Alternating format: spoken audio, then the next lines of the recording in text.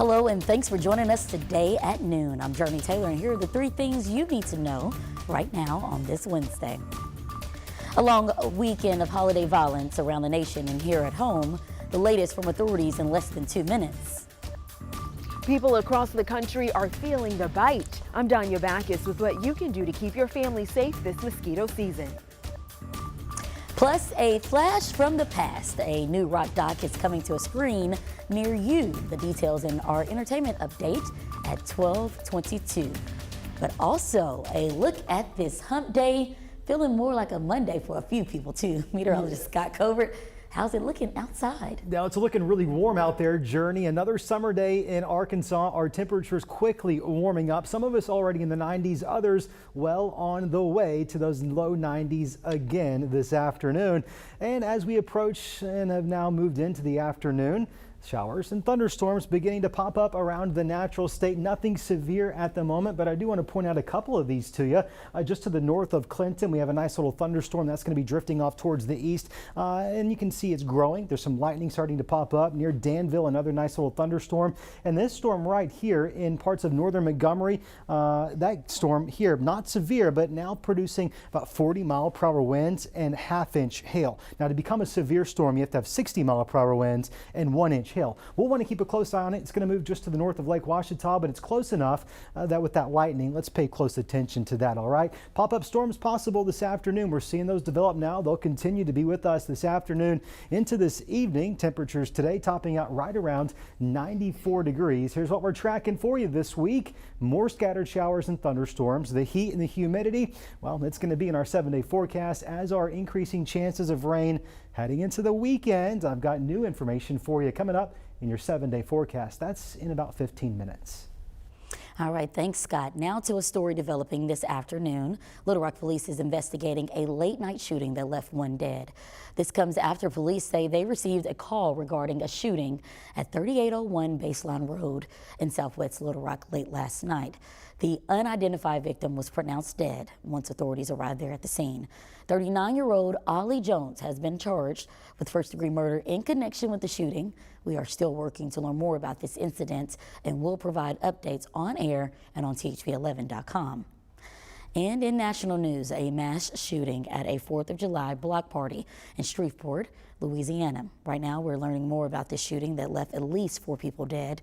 Police say at least 7 others were also injured, and they're still looking for the shooter. Police said the emergency responders had a hard time getting to the victims because of so many vehicles on the scene.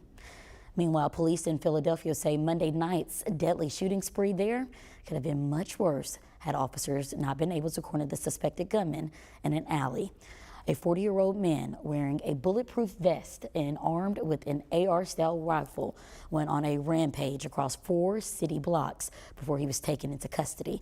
Gunfire also rang out in Fort Worth, Texas, killing 3. Police say shots were fired into a crowd of hundreds at the end of a local festival. We have our homicide unit working diligently on this to try to identify and apprehend any suspects. The country has seen more than 24 mass killings so far this year. And now to a surprising discovery at the White House, a bag of suspicious white powder believed to be cocaine. It was found in an area accessible to tour groups, and the president and his family were out of town at that time. The Secret Service is investigating, but Skylar Henry has the latest from the White House. That substance, which was believed to be cocaine, was found Sunday evening in a routine check by the Secret Service, sparking a precautionary closure of the White House complex altogether. DC Fire was called to investigate and quickly determined the item to be non-hazardous and performed preliminary field tests which positively identified the item as cocaine. The president and his family were not home at the time, having left for Camp David on Friday and returning back here to the White House on Tuesday.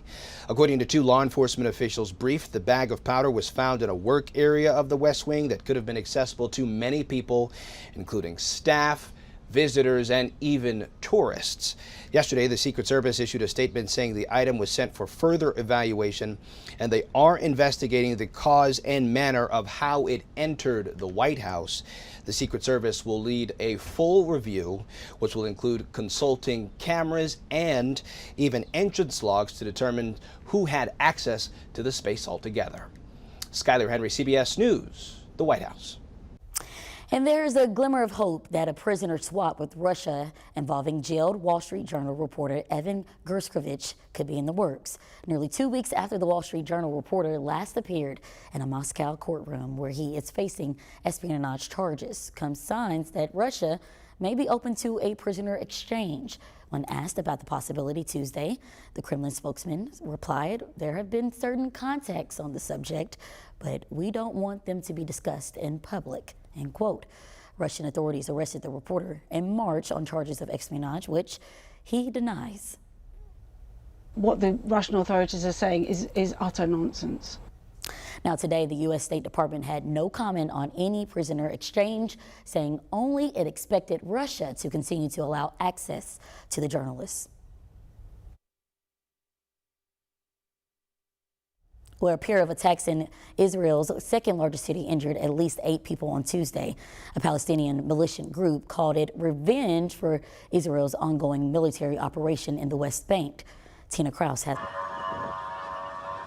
The attack hit Israel's bustling city of Tel Aviv around lunchtime. Police say a Palestinian man rammed a pickup truck into pedestrians at a crowded bus stop. He got out of his vehicle and began trying to stab the civilians that were around him. Authorities say several people were seriously injured before a civilian shot and killed the attacker.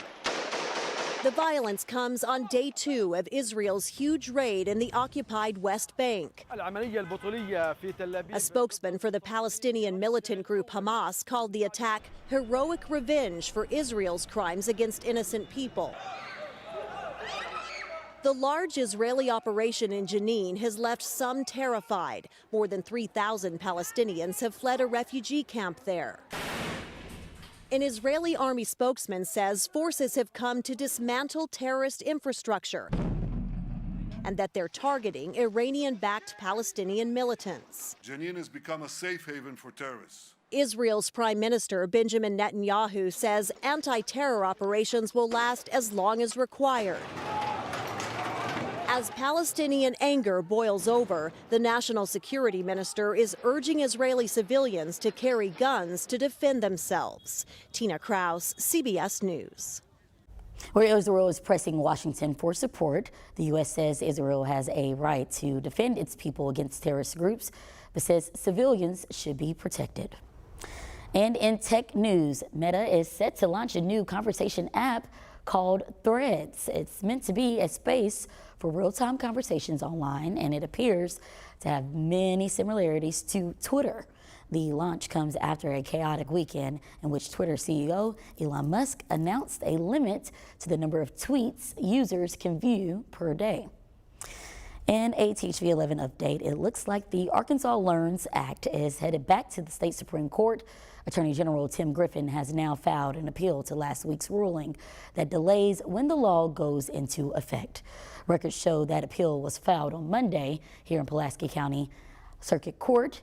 The 4-page document you see here lists several reasons why the state Supreme Court has jurisdiction to take up the appeal.